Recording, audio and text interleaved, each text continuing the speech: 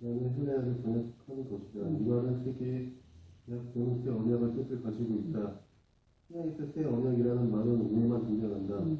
이 경우 새 언약은 신약 성경을 가리키는 것이 아니라 예수님께서 자신의 인격과 사역을 통해 모든 족속을 위한 옛 언약을 성취하시고 세우신 약속이다. 신약 성경 영어 또는 신약어는 예수의 말을 가르치는 그의 따르는 제자들의 손으로 기록되고 전해 내려온 기록의 모체를 이루는 공동 중 하나이다. 네. 그 신약 성경은 구약과 신약으로 나와요. 구약은 39권이라는 그 9권이라는 복음서고 신약은 27권이 있어요. 그래서 성경은 66권이에요. 성경 한 권은. 그러니까 이제 창세기, 출애굽기, 여기 이제 창세기가 한 권, 출애굽기 2권, 이렇게 해서 39권. 신약은 마태, 마가, 누가, 요한복음 이렇게 막 쭉 나가서 계시록까지 나가서 27권 그래요. 그래서 성경은 66권이라고 해요. 그래서 성경에는 뭐 그리스, 라틴어, 뭐 영어, 신약, 뭐 헬라어, 히브리어 막 이렇게 있는데 그런 역사가 있어요. 그래서 보면은 이 페이지를 보면 신약 성경의 기원은 예수께서 승천하신 이후에 거의 20년 동안은 신약의 어느 책도 기록되지 않았어요. 예수님 돌아가신 후에는 그 당시에는 예수님 믿는 사람 핍박할 거예요. 그래서 그 당시에는 암흑시대라고 해요. 기록할 수가 없었어요. 왜냐하면 제자들이 돌아다니면서 전도를 하는 거를 엄청 그때 박해를 했기 때문에 할 수가 없었어요. 기록을 할 수가 없어서 암흑시대라고 이렇게 말하고 있죠. 그래서 그리고 중간에 보면 그리고 사도 바울은 어디를 가든 구약 성경을 인용해서 말씀을 전파했다. 왜냐하면 그 시대에 예수님 돌아가신 뒤에는 예수님 제자들이 그 예수님에 대해서 다 알고 있어요. 그래서 기록할 이유도 없었고 또 예수님이 곧 오신다고 했기 때문에 기록할 이유가 없어서 신약을 몰랐어요. 왜냐하면 예수님 제자들은 알고 있었지만 전파가 안 됐죠. 그랬는데 그 당시 제자들이 한 명씩 돌아가시는 거예요. 그래서 보니까 그럼 예수님에 대해서 기록할 수가 없잖아요. 알 수가 없죠. 예수님은 빨리 안 오시고 아는 제자들은 한 명씩 다 돌아가시고 그래서 그때부터 기록하기 시작한 거예요. 그래서 신약이 그때부터 기록되기 시작했어요. 그러다 보니까 4페이지 3번을 보면 신약 성경의 저자들을 보면 신약이 27권의 책들로 신약 성경은 구성되어 있다. 각 책들의 형태, 저자, 기록되어진 상황, 목적이 각기 다르다. 왜냐하면 이 복음서는 마태복음, 마가복음, 누가복음, 요한복음을 4복음서라고 해요. 복음서. 그러니까 이 제자들이 이렇게 썼기 때문에 정확해요. 그러니까 마태가 쓴 거는 마태가 자기가 본 예수님에 대해서 듣고 보고 그런 거를 다 마태가 썼고 마가가 쓰고 누가가 쓰고 요한이 쓰는 그거를 복음서라고 해요. 공관복음이라고 해요. 거의 비슷한 이렇게 성함을 썼기 때문에.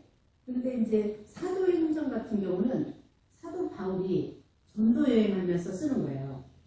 그래서 이 복음서가 다 저자들이 다르고 장소가 다르고 이런 기록 시간도 다르고 그랬다는 거죠. 5페이지 중간에 보면 신약 성경을 저자들에 분류할 수 있다.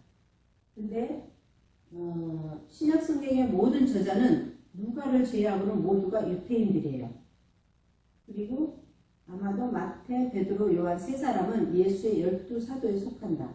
그러니까 마태는 예수님의 제자, 베드로, 요한 다 예수님의 제자예요. 그런데 누가는 다르다는 거죠. 그리고 마가는 유다 그리고 야고보는 초대교회에서 활동한 사람들이거나 또는 예수께서 돌아가시기 전부터 사도들과 접촉한 사람들이다.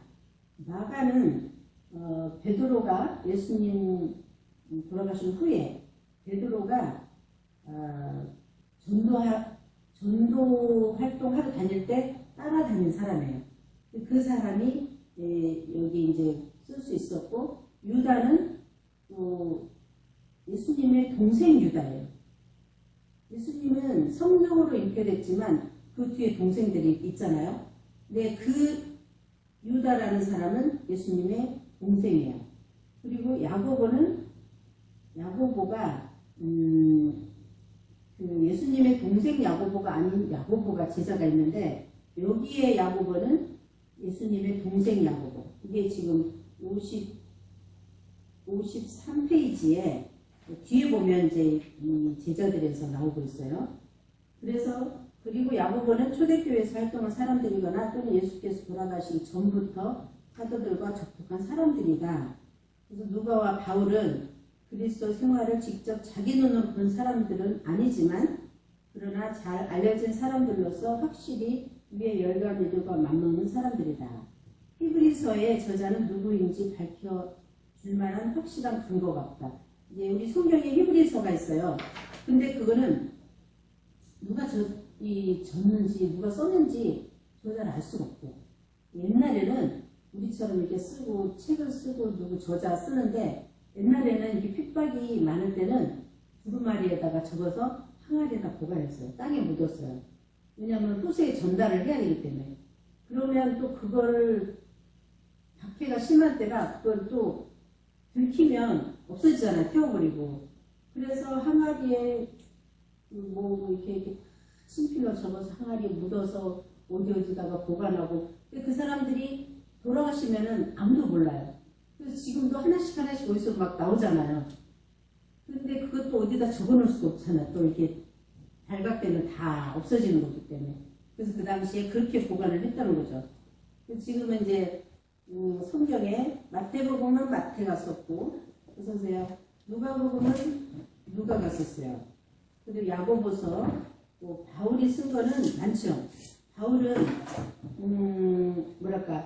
예수님 믿는 사람을 죽이러 다니는 사람이었어요. 그때는 사울이었는데 예수님 믿는 사람을 죽이러 다니던 사울이 다메섹 도상이라는 데 가다가 빛으로 주님을 만난 사람이에요. 그래서 이름을 사울이라고 바꿔줬어요. 그래서 그런 사람이 예수님 빛으로 봤기 때문에 가서 이제 개종을 한 거죠. 예수님 전하는 제자로. 그래서 공부를 하고, 그러고 나서 이제 예수님을 전하는 사람인데, 이 사람은 감옥에 가서도 복음 전하고, 죽기 전까지도 복음 전하고, 이분은 그랬던 사람이에요. 이분은 굉장히 로마의 시민권자예요. 로마의 시민권자는 엄청난 사람이에요. 공부도 엄청나게 많이 한 사람인데, 이 사람이 말하기를 자기는 괴수 중에 괴수라는 거예요. 그렇게 낮아지고 예수님을 한번 만나서 이 낮아지고 예수님만 전하는 그런 사람이 됐는데, 많이 썼어요. 로마서, 고린도, 전서, 후서, 갈라디아서, 에베소서, 빌립보서, 골로새서, 데살로니가 전후서, 디모데 전후서, 지도서, 빌레몬서, 이렇게 많은 책을 썼어요. 근데 이분은 거의 편지로, 이렇게 어느 교회가 목회자가 없다.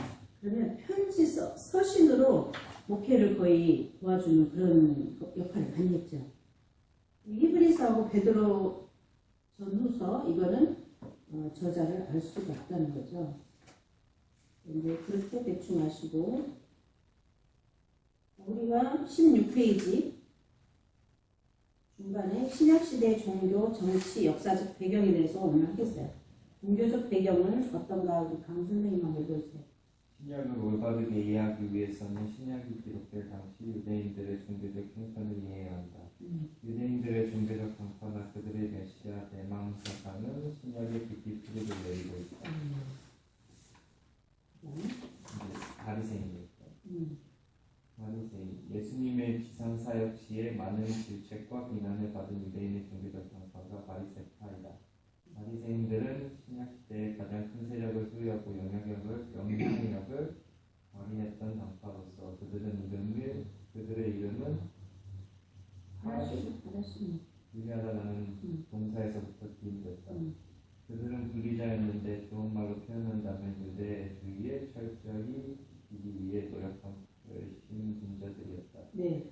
그 유태인들이 이제 그리고 나서 넘어와서 종교적인 배경을 보면 유태인들의 그 종교적 당파가 있어요.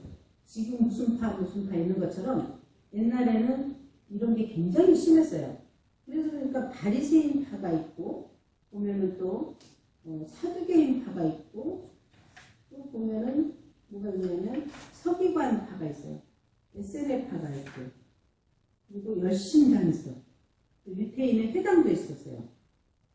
그리고 성전이 있고 율법, 유전 뭐 이런 게 있었는데 바리새인들은 이런 사람들이었어요. 그래서 우리가 무슨 지금 파가 뭐랄까 지금은 뭐랄까 장로교파 뭐 성결교 뭐 침례교 뭐 이런 파 종류처럼 이렇게 다녔었어요. 그래서 그때 당시 또 뭐랄까 이단파가 또 너무 많았어요. 그러니까 주장하는 파가 많았는데 바리새인 파들은 이렇다는 거죠. 그래서 그들은 마카비 시대라는 게 BC 167에서 63년도가 그런 마카비 시대라는 그런 시대가 있었어요. 그래서 그 직후에 분리주의의 한 당파로 시작을 했다는 거예요. 그래서 분리주의인데 이 사람들은 그 유대주의를 철저히 지킨다는 그런 뜻에서 굉장한 열심을 내는 사람들이에요. 엄청 열심히 내는 그 바리새파가 있었어요. 그래서 보면 이 사람들은 보면 중간에 한번 여기 읽어주시는데 중간에 그 바리새인들은 구약 전체를 정경으로 받았고 거기 한번 읽어주시면 그러면 아까 거기 밑에 바리새인들은 구약 전체를 정경으로 받았고 포용적인 방법을 사용하여 구약을 해석했다. 그들은 외적인 관습을 철저하게 지켰는데 규정된 대로 철저하게 금식을 지켰으며 기도를 하는데도 철저하게 하는데도 철인 전시 효과를 더 노렸다. 그들은 율법을 잘 알고 있었고 유전과 전통을 철저히 지켰고 탐욕이 많았으며 잔인한 핍박자들이었다. 그들은 외적인 관습을 철저하게 지킨 나머지 안식일 준수하는 문제에 있어서도 안식일의 경절을 취하거나 이삭을 잘라 길가에서 먹는 것까지 안식일을 범하는 죄로 규정하게 되었다. 네, 이 사람들은 굉장히 열심해요. 열심이고 열심인데 율법도 잘 알고 있었고 또 전통도 잘 지키고 욕심이 많았어요. 탐욕이 많았고 근데 또 잔인한 핍박자들이었어요. 굉장히 핍박을 많이 했어요. 예수님 당시에. 또 외적인 관습을 또 너무 철저히 지켜. 그래서 또 안식일 준수하는데 엄청나게 외식하는 거예요. 그 법을 너무 그런 안식일을 범하는 죄로 막 규정하기도 되었고 그래서 예수님이 오셔서는 그랬잖아요. 예수님이 제자들하고 가다가 배가 고파서 밀밭 사이에 가다가 밀을 이렇게 비벼서 잘라서 먹고 이런 거를 했는데도 엄청 핍박을 한 거예요. 안식일에 그런 일 했다. 안식일에 이랬다. 그래서 지금 유태인들을 보면 이스라엘에 가보면 그런 데잖아요. 불을 꺼야 되는데 이것도 일이에요. 안식일은 아무것도 하면 안 돼. 그래서 불을 끄는 것도 저거 끄면은 이 율법에 어긋나는 거야. 그래서 한국 사람 부른대. 와서 불 좀 꺼달라고 그러고 또 뭐 이렇게 하는 거를 사람 불러서 또 해달라고 그러고 근데 그 부르는 전화번호 일 아니에요? 그것이 알고 싶다. 그래서 우리가 이스라엘 성지순례 갔는데 내가 금요일 밤이었나 봐요. 밥을 안 주는 거예요. 왜 밥을 안 주냐고 그랬더니 그 유태인들이 이거 가스불 켜야 되는데 그 못 켜서 밥을 못 한대요. 그래서 이 사람들은 참 정말 율법주의구나. 그게 외식하는 거잖아요. 그거 자기 비즈니스인데 그런데도 이렇게들 너무 이제 외식하는 그런 사람들. 그래서 그 다음 읽으시고 바리새인들은 예수님의 제자들이 바리새인들은 예수님의 제자들이 안식일에 이삭을 잘라먹는 사실을 안식일을 범하는 네 가지의 죄로 생각했다. 밀이삭을 자르는 것은 추수하는 죄요, 이삭을 손으로 비빈 것은 타작하는 죄요, 껍질을 불어나는 것은 키질하는 죄요, 먹기 위한 이 모든 행위는 음식을 장만하는 죄를 범하는 것으로 생각했다. 그 외에도 바리새인들은 천사와 영들의 존재를 믿었고 영혼의 불멸과 죽은 몸의 부활을 믿었다. 네, 다 크리스천 하는 그걸 다 믿고 알고 있는데 유난히 안식일에 대해서 이렇게 엄청난 그런 법을 중요시했어요. 그래서 밀리삭 하나 잘라먹는 걸 가지고 이렇게 죄를 여러 가지로 해요. 뭐 추수하는 죄, 또 뭐 비빈 것을 타작하는 죄, 불어날리는 것을 키질하는 죄, 또 먹기 위해서 하는 모든 그런 거를 죄로 정해서 예수님을 그렇게 비판을 했던 거예요. 그런 걸로. 그렇지만 또 영혼의 불멸의 그런 거는 죽은 몸이 부활하는 거 이런 거는 다 믿었던 거죠. 그러니까 바리새인 파들은 이런 사람들이었어요. 이런 무리들이 있는 바리새파들이었죠. 근데 또 이제 그 다음에 한번 선생님 읽어주실래요? 바리새인들의 결정. 네 번째 달. 8페이지 네 번째 달. 18페이지요? 네. 바리새인 결정이요? 네. 바리새인들의 결정은 지나치게 외적인 의의를 강조한 반면 네. 영적인 실제를 깨닫지 못했다는 것이다. 그들은 율법을 의식적으로 지키는 데 강조를 두었고 그에게 보켓을 왜곡하여 적용했다. 또한 그리스도를 믿으려 하는 사람을 방해하는 잘못을 범했고 예수 그리스도를 약속된 메시아로 용납치 아니했다. 바리새인들은 예수님이 지상사역 당시에 예수님을 괴롭히고 핍박한 중심 인물들로서 결국은 그들의 핍박과 연결되어 예수님을 십자가에 못 박히게 된다. 바리새인들 중에는 자신을 의롭다 하고 다른 사람을 인정하지 않은 위선자들이 많았지만 니고데모와 같은 바리새인은 예수님을 진심으로 추종했으며 바리새인부터 회개 후 가장 위대한 기독교의 복음 전도자가 된 바울의 예도 있다. 네. 바리새인 중이라고 다 그런 사람은 또 아닌가 봐요. 그러니까 사도 바울 같은 사람도 그 속에 있던 사람이고 또 니고데모라는 사람은 예수님 돌아가셨을 때 니고데모라는 사람은 굉장한 그 관원이었어요. 굉장히 높은 지위를 가진 관원이었는데 예수님이 돌아가셨을 때 예수님 시체를 자기가 준비해놓은 자기 무덤에 모시는 그런 사람이었어요. 그러니까 믿음이 굉장히 좋은 사람이에요. 이 사람은 예수님 제자들하고 모여있을 때 몰래 나타나서 예수님 제가 어떻게 거듭나야 됩니까? 엄마 뱃속에 다시 들어갔다 나와야 됩니까? 이 정도로 이제 예수님에 대해서 믿음이 있었어요. 그래서 하나님 말씀에 대한 굉장한 믿음이 있었던 이 사람이기 때문에 이런 사람이 이 바리새파에 있던 사람들이기 때문에 엄청난 믿음도 있어. 근데 너무 이렇게 한쪽으로 핍박하는 예수님 핍박하는 그런 또 왜곡된 것도 있어요. 근데 이런 사도 바울도 그 바리새파였고 뭐 니고데모라는 사람도 바리새파였는데 그 사람들이 회개하고 돌아오니까 이렇게 하나님 일을 할 수 있었던 거예요. 그러면 그 밑에 보면 밑에 따라 보면 쿨러는 바리새인들의 유형을 다음과 같이 구분한다. 이게 지금 조금 중점적인 그런 것 같아요. 이 선생님 한 번 더 읽어주실래요? 자신의 선행을 자랑하기 위해 어깨를 우스거리고 다니는 바리새인. 자신이 선한 일을 행할 동안 다른 사람을 기다리게 하는 바리새인. 여자를 보며 음욕을 품을까 하여 눈을 감고 다니다. 여기에 부딪혀 자신을 상하게 하는 바리새인. 유혹 물들을 보지 않기 위해 머리를 위로 치켜들고 다니는 바리새인. 항상 자신의 선행을 계산하고 있는 바리새인. 이처럼 하나님을 경외하는 의로운 바리새인. 아브라함처럼 하나님을 진정으로 사랑하는 바리새인. 네. 바리새인은 다 이렇게 요약해보니까 이런 사람이라는 거예요. 선행도 잘해요. 근데 그거 가지고 굉장히 막 뭐랄까 예수님은 그러잖아요. 오른손이 하는 거를 왼손이 모르게 하라고. 그러면 내가 선행을 해도 표시를 내지 말아야 되잖아요. 근데 이 사람들은 뭐 해놓고 막 어깨를 으쓱으쓱 다니는 거예요. 그런 종류. 또 뭐랄까 죄라는 거를 율법을 알기 때문에 여자를 보고 음욕을 품을까 해서 눈 감고 다니는 거야. 거의 눈 감고 안 보려고. 그러다가 막 부딪혀가지고 뭐 다치기도 한다는 거.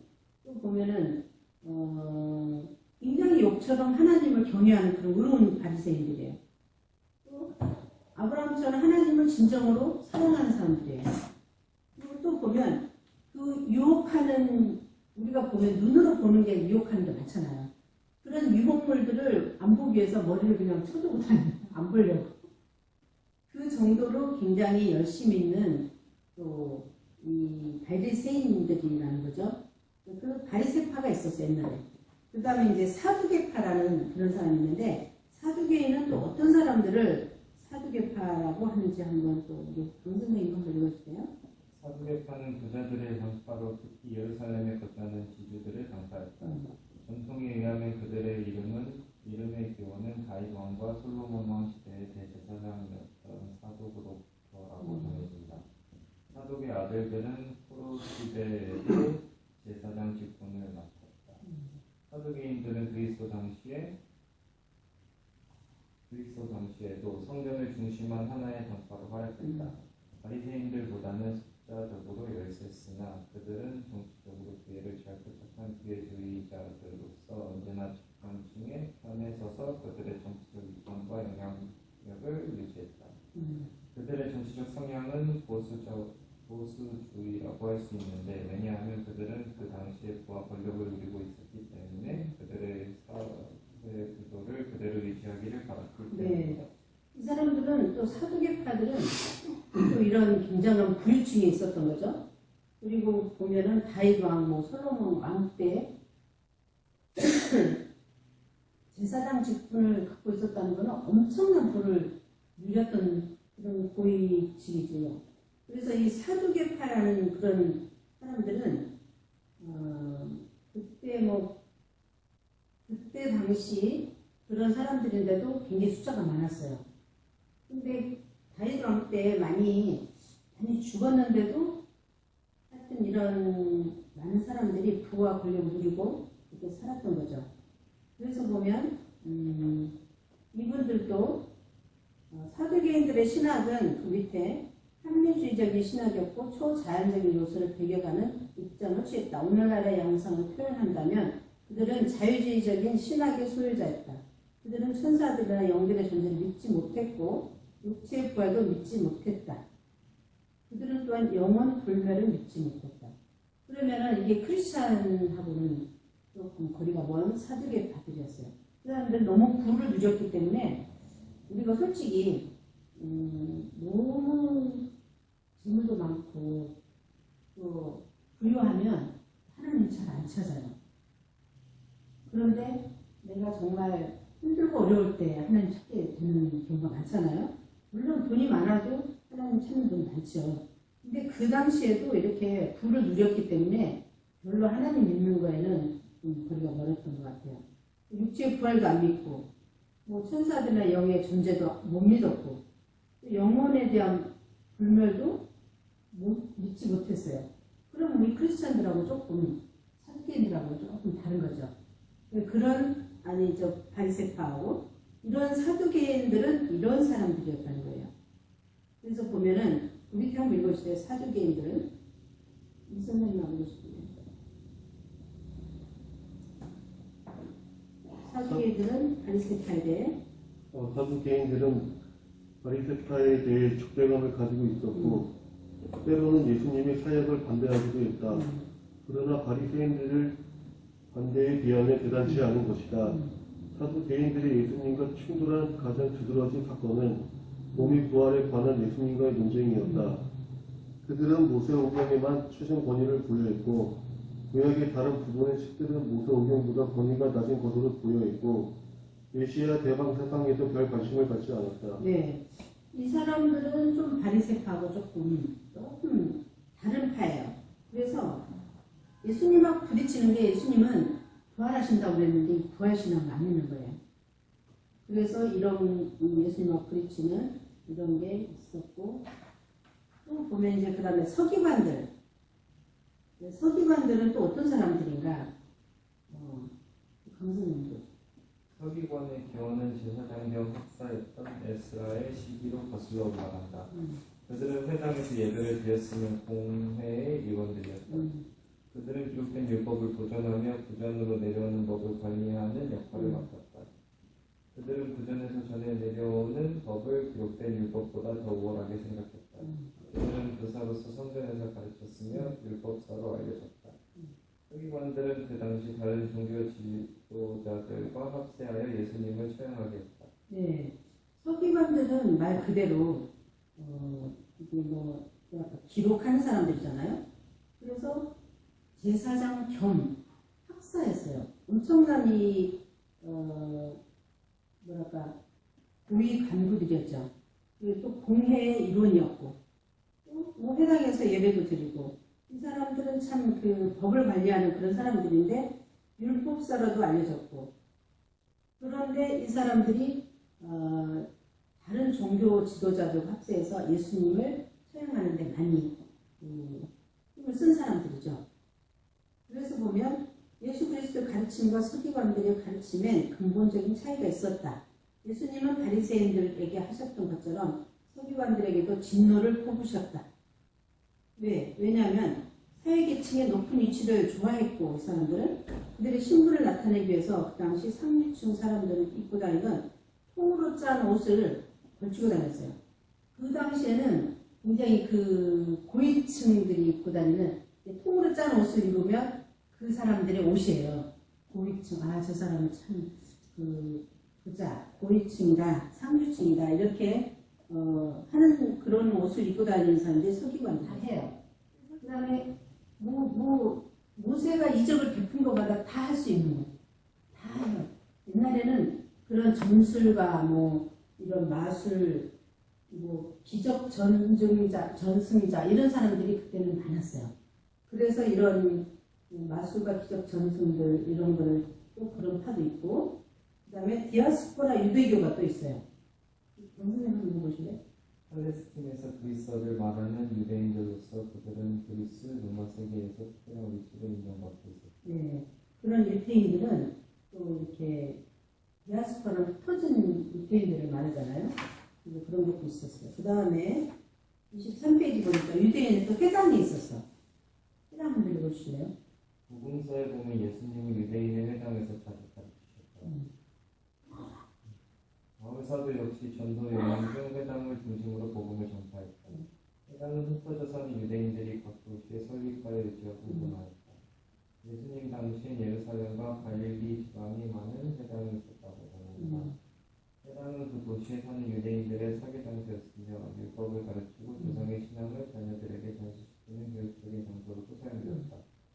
회당은 성전의 대행 역할을 했는데 특히 성전과의 거리가 먼 지역에서는 회당을 지어 성전을 대신하여 이용한 것이다. 회당에서는 희생제물 대신 율법을 연구했고 제사장 대신 율법학자가 봉사했다. 각 회당마다 회당장이 있어 회당의 모든 순서를 진행시키며 어떤 문제가 있을 때는 회당장이 지도자 역할을 하고 회당에 새로운 사람을 소개하는 일도 회당장이 맡았다. 회당에서 건물과 규모를 관리하는 관리인이 있었는데 그 임무 중 하나는 안식일의 시작과 종료를 정한 사람들에게 알리는 것이었다. 유대인의 회당이 유명하죠. 그 회당에서 가르치기도 하고 옛날 그런 것도 다 전수하고 공부도 가르치고, 근데 이제 성전 대행 역할도 했던 거죠. 옛날에 회당이. 그래서 군데군데 회당을 해놓고 거기서 그런 역할을 했던 거죠. 그래서 그 임무는 또 하나는 안식일의 시작과 종료도 동네 사람들한테 알려주는 그런 역할도 했었어요. 그러니까 해당이 성전 역할을 거의 했던 거죠. 그 다음에 스킵하고 성전을 한번 볼까요? 24페이지. 바벨론 포로 생활을 마치고 예루살렘에 귀환한 유대인들이 건축한 간소한 성전은 헤롯 대제의 명령에 따라 지어진 웅장한 건물로 대체되었다. 헤롯의 성전은 BC 19년에 착공하여 예수 당시까지도 준공을 보지 못하였다가 AD 64년에 이르러 완공하였으나 불과 AD 70년에 로마인들에 의해서 완전히 무너지고 말았다. 성전은 유대인들이 정말 예배드리고 제사 드리는 이런 성전을 그 포로 생활 때 다 망가진 거죠. 그래서 성전은 나중에 이제 그 뭐랄까 구약 시대에 보면 그 성전을 이제 다시 재건하는 그런 일도 또 있는데 이때 AD 70년에 로마인들에 의해서 무너졌어요. 예수님의 제자들을 놀라게 한 것이 바로 최고급의 화려한 색깔들을 가진 거대한 돌들과 대리석과 황금으로 지어진 복잡하고도 유학적인 이 성전의 건물들이었다. 근데 성전에 이렇게 아름다운 황금으로 만든 저 성전을 무너뜨린 거죠.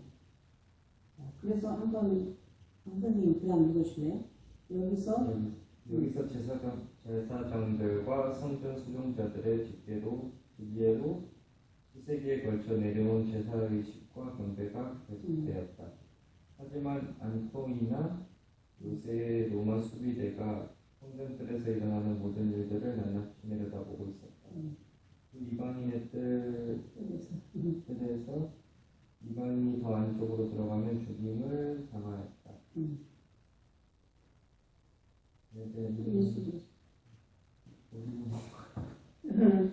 예수 그리스도의 노여움을 샀던 장사하는 자들과 돈 바꾸는 자들이 짐을 지고 있었다. 그리고 지붕이 가리워진 행각에서는 사람들이 모여 무릇 자신의 뜻을 펴고자 하는 선생의 말에 귀를 기울였다. 네.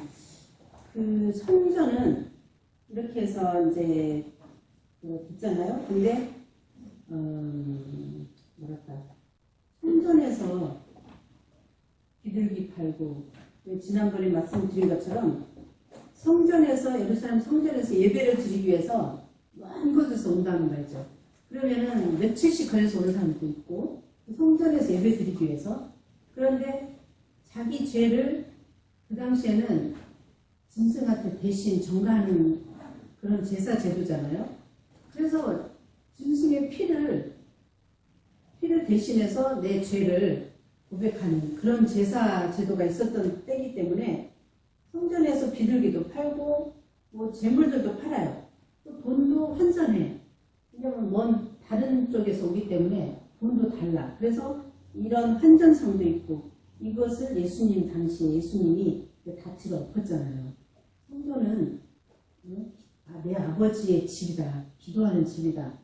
근데 니네들이 장사를 하는 이런 속으로 만들었다고 다 뒤집어 엎고 비둘기도 날리고 그랬잖아요. 근데 성전은 그렇다는 거죠. 성전. 그 다음에 25페이지 4번 율법과 유전에 대해서 한번 또 보겠어요. 이스라엘은 모세 이후로 율법을 항상 지녀왔다. 그리고 그러나 에스라 시대에 선지자들의 율법에 대한 백성의 불순종이 초래한 직접적인 결과로 봤던 바벨론 포로 생활이 풀려서 고국으로 귀환하던 시대 이후로는 율법의 연구에 더 큰 강조점을 뒀고 그래야 유대인들은 학자 백성이 되기에 이르렀다. 이 철저한 율법 연구는 유전의 목록이 점차 비대해져가는 결과를 초래하였다. 그 다음에 한번 누가 읽어주실래요? 그 유전들은 율법 못지않은 구속력을 가진 것으로 간주되는 데까지 나갔다. 그 다음에 율법과 율법과 유전의 직업적인 연구생들이자 전문가들인 서기관들은 모든 경우들에 대한 규례들을 정하여 그 필요가 있었다. 예를 들면 안식일에 금지된 행위에는 39가지 형태가 있었는데 취소하는 일과 타작하는 일이 여기에 포함되었다. 이삭을 잘라 손으로 비벼 먹는 것도 역시 금지사항에 해당되었다. 안식일에 각이 알맞은지 형성된 최대치였다. 애석하게도 유전의 세목에 지나치게 열중한 나머지 서기관들은 때때로 율법 자체보다 더 중요한 부분과 관심사를 잊어버리곤 하였다. 네. 그 율법하고 유전이 율법학자들은 율법이 여기서 보니까 안식일에 대한 금지된 행위가 39가지예요. 뭐가 그렇게 많을까? 안식일에만 해당되는 게 39가지라는 거예요. 그래서 안식일에 뭐 아무것도 할 수 없는 거예요. 하지 말아야 돼. 근데 지금은 우리가 주일날을 주님을 위해서 쓰는 날로 해서 이런 것처럼 하지만 그 당시에는 하나님도 엿새 동안 일하고 하루를 안식하셨기 때문에 우리가 아무것도 하면 안 되는 거였어요. 그래서 안식일에 39가지라는 그 금지된 행위가 있었어요. 그래서 예수님이 안식일에 제자들하고 전도하러 다니면서 밀리사 이거 꺾어 먹는 거 그게 그러니까 4가지 죄라고 그랬죠. 비벼 먹는 타작 하여튼 이런 죄를 율법에 있다는 거예요. 그래서 또 보면은 율법 자체보다 더 중요한 부분 관심사를 잊어버리고 있어요. 이 사람들은. 이 서기관들 이런 모든 것들을 뭐랄까 정말 안식일에 뭘 해야 되는지 뭐가 중요한지 이것보다 율법을 우선시하는 거죠. 그래서 이제 이 성경 구절에 보면 여러분들이 한번 가서 시간 있을 때 한번 찾아보시고요. 그 다음에 묵시 문학 운동이라는 게 있는데 좀 스킵할게요.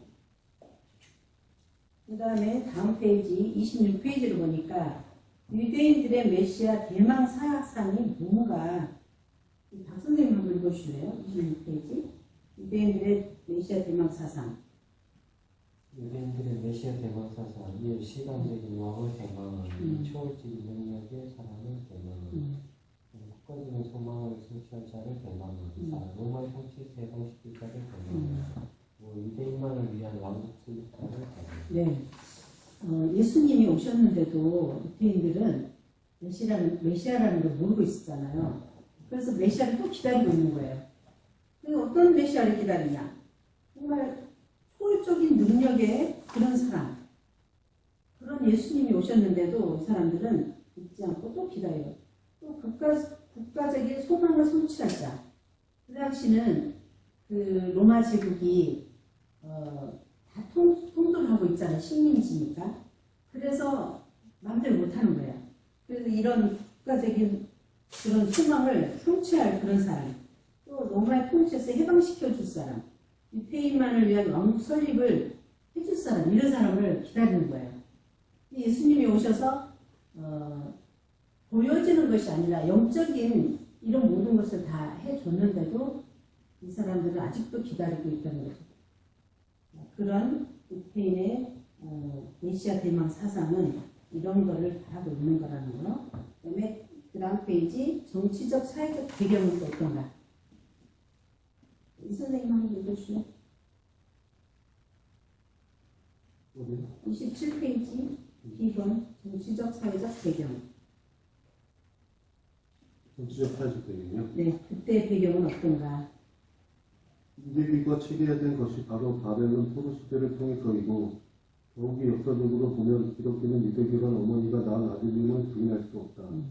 따라서 우리는 바벨론, 페르시아, 그리스 시대 그 중에서도 알렉산더 대왕 사후의 이스라엘 통치를 위하여 서로 다투었던 프톨레미 왕조와 세르커스 왕조 그리고 그 100여 년 동안 독립을 유지했던 마카비 시대 끝으로 로마 시대의 정치적, 사회적 측면을 개관할 것이다. 네, 유대교가 이런 과정을 거쳐서 이렇게 하고 있어요.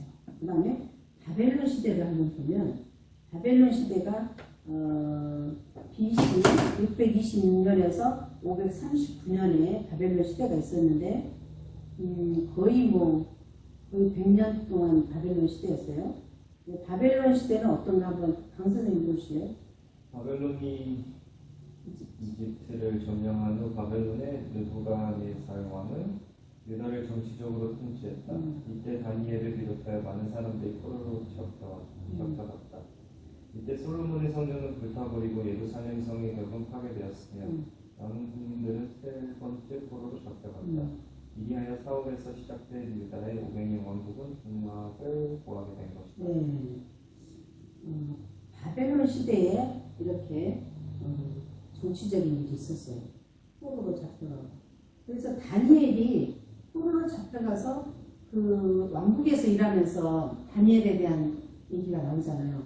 그 왕의 꿈도 해몽해주고, 그래서 다니엘을 하고 세 친구가 뭐 불 속에도 넣어줬지만 꼭 그 누구 예수님 고발할 때도 그 헤롯 왕한테 가서 또 허락받고 그런 로마 사람들한테 허락받아서 이렇게 된 거잖아요.